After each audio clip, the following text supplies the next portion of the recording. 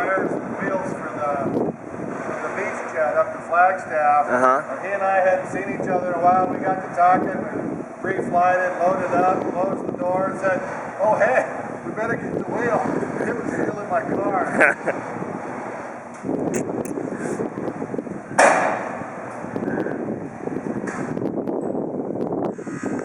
And I still can't believe we did my handle here this year.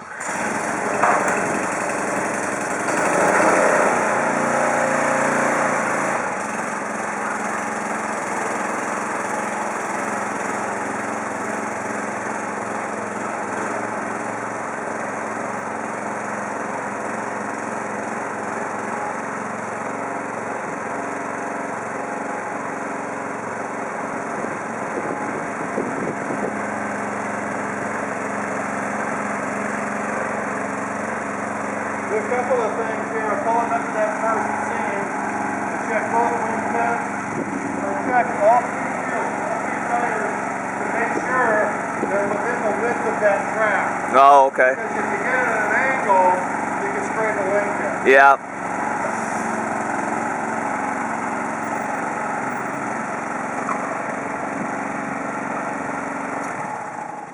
You don't want to take. You don't want to take a light bulb out.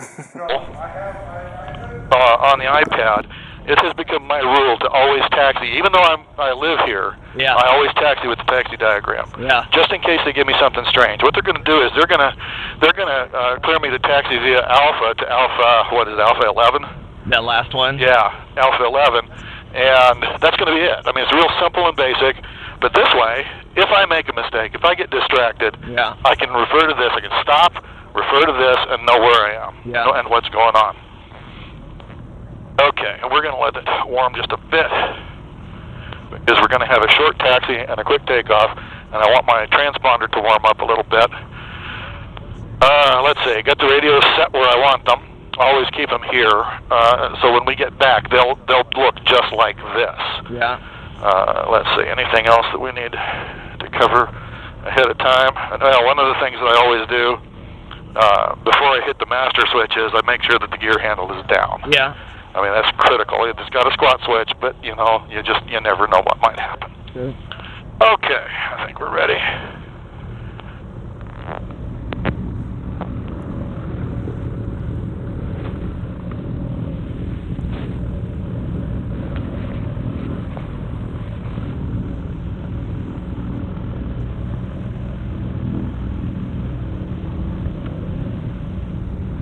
Deer Valley Ground, Seneca 8385 Charlie's North Hangars, taxi for takeoff with Romeo northbound. Seneca 8385 Charlie, Deer Valley Ground, runway 25 right, taxi via Alpha, Alpha 11. 25 right via Alpha, Alpha 11, 85 Charlie.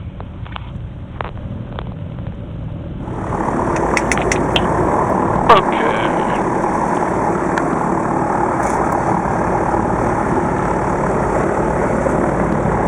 Okay, before takeoff checklist, the brakes are set, flight controls, frame correct. Now here's where it gets, this cockpit is tight.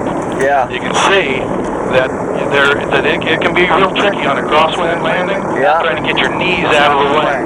The Archer's the same way. Is that right? Yeah. Yeah, let's see, if I've ever flown an Archer. I don't think I've ever flown an Archer. I've done the Cherokees and Arrows. Yeah, same thing. But this cockpit is not as tight as the Arrow. I can tell you that. Yeah. Okay, flight controls are free and correct. Fuel selectors are on. Mixtures are rich. Propellers are full forward.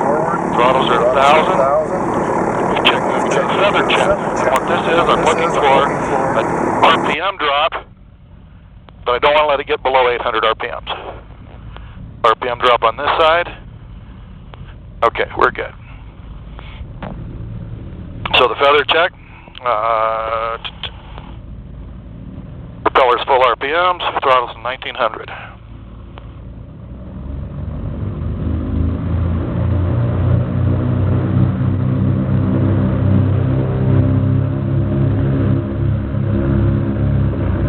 Okay, now I'm cycling oil through the props to make sure that the oil is in there and that the props will work appropriately.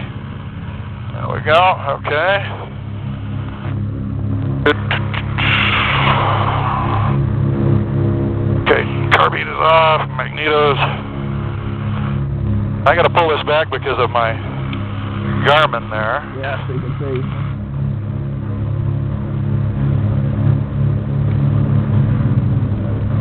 Alright. Mags check.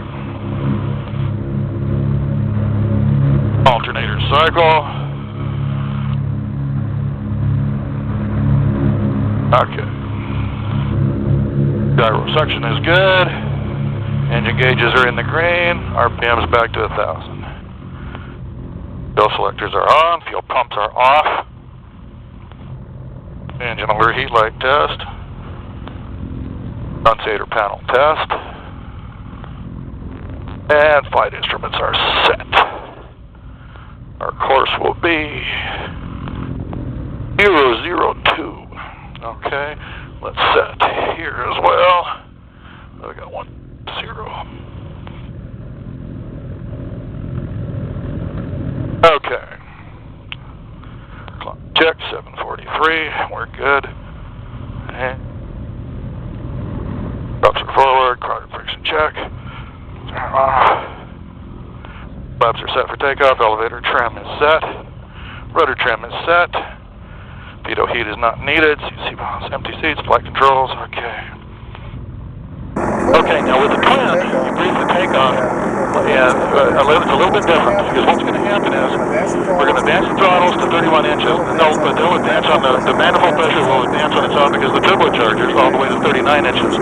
So we're going to monitor the overboost lights. If they come on, we'll retard that throttle slightly. Okay. Now, rotate speed here is 66 knots. We'll rotate at 66.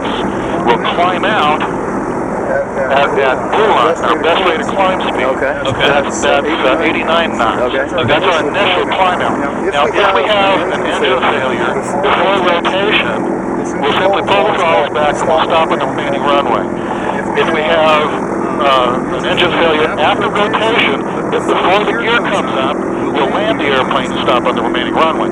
Because the gear only comes up when there's not enough runway left to land on. Right. If we have an engine failure after the gear comes up, we'll continue to fly the airplane. Okay? And that's, it's basically that simple. So it's a little more to think about, a little more to do than in a single, but the principles are basically the same. You go like this, the housing gets smaller. You go like this, the housing gets bigger.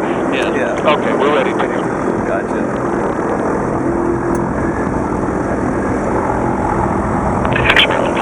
Romeo Foxtrot on course.